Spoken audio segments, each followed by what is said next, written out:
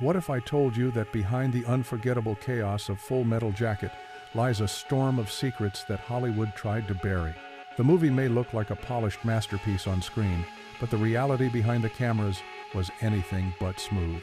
From explosive fights on set to shocking tragedies that followed the actors long after filming, the dark truths paint a very different picture. So buckle up, because we're about to uncover the disturbing truths that Full Metal Jacket tried to keep buried. Kubrick's brutal filming methods. You know that, don't you? Sir, yes. Stanley Kubrick had a reputation for being one of the most demanding directors in Hollywood, but Full Metal Jacket took his obsession with perfection to new extremes. He believed that the only way to capture true fear, exhaustion, and frustration on screen was to make his actors feel those emotions for real. That meant endless takes, brutal working hours, and constant mental pressure. Some actors recalled shooting the same scene over 70 times until they were too drained to think straight. For Kubrick, that breaking point was the exact moment he wanted to capture on camera. It wasn't just about getting the dialogue right, it was about showing soldiers unraveling under stress, and he recreated that by forcing his cast to live it. Many actors described the set as a psychological battleground, where Kubrick acted less like a director and more like a drill instructor pulling their strings. The pressure was so overwhelming that tempers flared, exhaustion spread like wildfire, and the cast began to feel trapped in a real war zone created by Kubrick's iron fist. For the audience, the result was raw realism that made the film unforgettable. For the actors, it was an ordeal they would never forget, leaving scars far deeper than any ordinary film project. The casting of R. Lee Ermey. Few performances in cinema history feel as authentic and terrifying as R. Lee Ermey's portrayal of Gunnery Sergeant Hartman.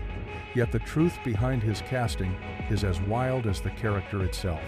Ermey wasn't even chosen to act at first. He was hired as a technical advisor, a retired Marine drill instructor brought in to make the boot camp scenes believable. But Ermey believed no actor could capture the fury and authority of a real Marine sergeant, so he set out to prove himself.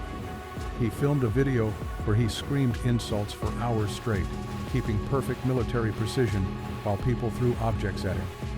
He never broke character, never stumbled, and his energy was relentless. When Kubrick saw the tape, he realized this wasn't acting, it was lived experience. Ermey's lines weren't scripted. He improvised many of the brutal insults that became unforgettable. On set, his presence was so commanding that even seasoned actors felt intimidated, almost as if they were truly recruits being broken down in boot camp.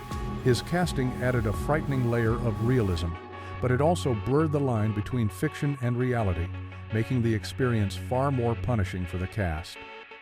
What started as technical advice turned into one of the most iconic and terrifying performances in film history.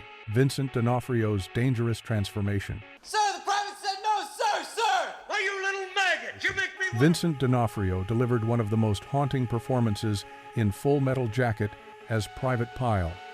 But the price he paid for that role was life-changing. To truly embody the character of an overweight, awkward recruit who becomes unhinged, D'Onofrio was asked to gain weight far more than most actors would ever risk.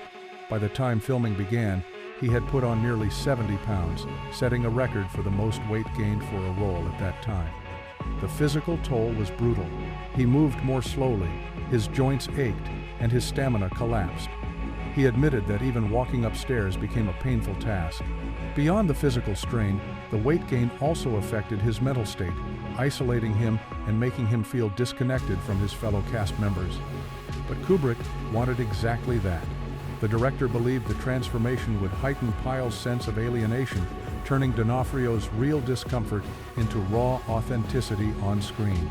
The result was chilling. Pyle's descent into madness felt disturbingly real, cementing the performance as one of the most unforgettable in war film history. Yet when production wrapped, D'Onofrio struggled to return to his normal health. Losing the weight was slow and painful, and the damage to his body lingered long after filming ended. For him, the role wasn't just a performance, it was a physical and emotional trial that left scars both inside and out. Matthew Modine's conflicts with Kubrick. While Vincent D'Onofrio battled the physical demands of his role, Matthew Modine, who played Private Joker, faced a different struggle, clashing with Kubrick himself. Modine was dedicated to his craft and admired Kubrick's genius, but their working relationship was far from smooth. Kubrick's constant need for control often collided with Modine's own instincts as an actor. Simple scenes stretched into weeks of filming as Kubrick pushed for subtle changes, leaving Modine drained and frustrated. At times, the disagreements became heated, with Kubrick insisting on his vision and Modine fighting to protect the humanity of his character. Modine later revealed that the constant pressure made him feel like he was living inside Joker's skin, forced to question his own moral compass just as the character did. The tension wasn't just professional, it was deeply personal. Modine believed that Kubrick intentionally created an environment of conflict, using it to draw out the same frustration and confusion Joker would feel in the chaos of war. That manipulation worked brilliantly on screen, but it left Modine with lasting memories of how grueling the process was. For many fans, Joker remains the soul of Full Metal Jacket, but few realize how much emotional strain it took for Modine to bring him to life under Kubrick's unforgiving eye. Filming Vietnam, in England. One of the strangest truths about Full Metal Jacket is that not a single frame was filmed in Vietnam. Instead, Stanley Kubrick recreated the war-torn streets of Hue City in the most unexpected place, an abandoned gasworks in London. He was famously reluctant to travel, and so the entire production was forced to bring Vietnam to him. Palm trees were imported, tropical plants were carefully placed, and entire buildings were constructed to mimic the chaos of war. The result was eerie. Soldiers marched through an English industrial site transformed into a Southeast Asian battlefield. What made it even more surreal was the level of detail Kubrick demanded. Explosions, debris, and the haunting atmosphere of destruction weren't left to chance. Every burn mark and crumbling wall was meticulously planned. For the actors, it created a bizarre dissonance. They were surrounded by familiar London air, but thrown into scenes that looked terrifyingly authentic. Some even said they forgot they were in England at all. Kubrick's decision shocked many, but in the end, it worked. Audiences believed they were watching the horrors of Vietnam, not a film set half a world away. It showed just how far Kubrick would go to maintain control, even bending reality itself to his will. On-set tensions among cast members. The brutal filming conditions didn't just test the actors individually, it drove wedges between them as well. The story of Full Metal Jacket relies heavily on the breakdown of unity, showing how soldiers crumble under relentless pressure. To achieve this, Kubrick pushed the cast into real divisions. Lee Ermey's terrifying presence as Gunnery Sergeant Hartman created a genuine atmosphere of fear, and many young actors found themselves resenting him both on and off camera. D'Onofrio's physical transformation and isolation added to the tension, while the long hours demanded by Kubrick meant there was little relief outside filming. The cast began living the very breakdown they were portraying, sometimes snapping at each other or withdrawing completely. Friendships were rare, competition and frustration were constant. This emotional battlefield mirrored the chaos of boot camp, where recruits were stripped of individuality and forced into survival mode. Kubrick never stepped in to ease the strain. In fact, he encouraged it, knowing it would bleed into the performances. The result was disturbingly real camaraderie, built on fear and distrust rather than comfort. For the audience, the intensity was undeniable. But for the actors, the tension left scars that didn't fade after the cameras stopped rolling. Kubrick's obsession with perfection. Stanley Kubrick's perfectionism wasn't just demanding, it was punishing.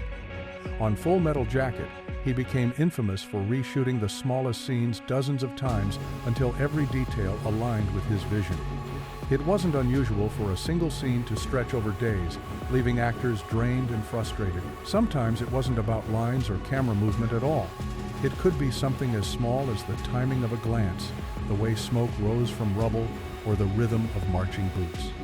Kubrick's logic was simple. Reality could only be captured through exhaustion. He believed that once the actors stopped performing and simply reacted out of frustration, the camera would finally catch something honest. This obsession made him both a genius and a tyrant. For the cast, it meant mental and physical collapse. Long shooting schedules wore them down, leaving some actors emotionally broken. Yet the results were undeniable. The haunting realism, the raw expressions, and the subtle cracks in every performance gave Full Metal Jacket its terrifying authenticity. Kubrick's pursuit of perfection blurred the line between filmmaking and psychological warfare, proving his genius but also showing how merciless his process could be. The death of R. Lee Ermey.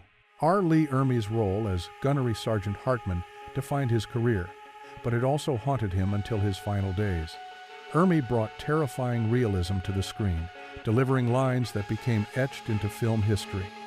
His military background made him more than just an actor.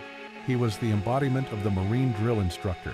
Yet behind that commanding presence, Ermey struggled with being typecast, forever linked to the cruel, barking sergeant who broke men down. Even as he built a career around military roles, the shadow of Hartman never left him. Off-screen, he often admitted the role consumed him, shaping how the world saw him. When he passed away in 2018, fans mourned not just the man but the unforgettable force he brought to Full Metal Jacket. His death highlighted the weight of a role that blurred the line between reality and performance, a part so raw that it became inseparable from his identity.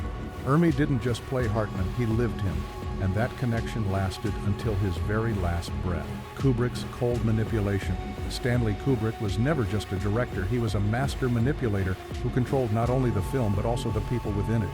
On Full Metal Jacket, he intentionally kept actors isolated from one another, especially during the grueling boot camp sequences. He knew that real Marines in training often felt cut off, stripped of individuality, and broken down by their instructors.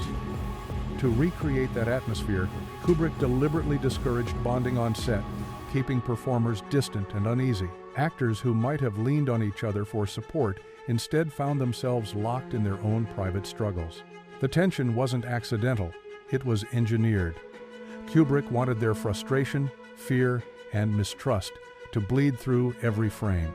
By manipulating the emotional landscape of the cast, he achieved a raw authenticity that no rehearsal could produce. For the audience, the effect was chillingly real. For the actors, it was cold and punishing, a reminder that Kubrick valued the film above their comfort or well-being.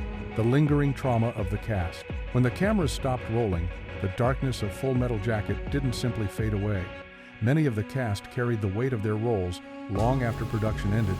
Vincent D'Onofrio struggled not only with the physical toll of his transformation, but also with the psychological burden of embodying Private Pyle's descent into madness.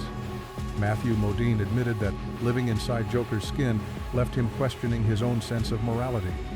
Even R. Lee Ermey, who seemed larger than life, was forever tied to a character defined by cruelty and fear. Kubrick's methods ensured performances that audiences would never forget, but they also left behind emotional scars. The blurred line between acting and reality made it hard for some to fully separate themselves from their characters. Decades later, the cast still spoke of the intensity with a mix of awe and unease. Full Metal Jacket became more than a war film. It became a personal battlefield that left invisible wounds long after the fight was over. Full Metal Jacket is remembered as one of the most haunting war films ever made, but behind its brilliance lies a story of sacrifice, manipulation, and pain. Kubrick demanded more than just performances. He demanded pieces of the actors' minds and bodies, leaving them changed forever. From D'Onofrio's dangerous transformation to R. Lee Ermey's terrifying realism, every frame was born out of real struggle. The Vietnam War was never filmed in Vietnam, yet the scars it left on the cast felt as real as the battlegrounds they portrayed. The truth is, the movie's power came at a heavy cost, one that Hollywood rarely talks about. So now it's your turn. What do you think? Was Kubrick a visionary genius who pushed cinema to new heights, or was he a tyrant who broke his actors in the name of art? Drop your thoughts in the comments, and don't forget to like, share, and subscribe for more hidden truths behind Hollywood's most unforgettable films.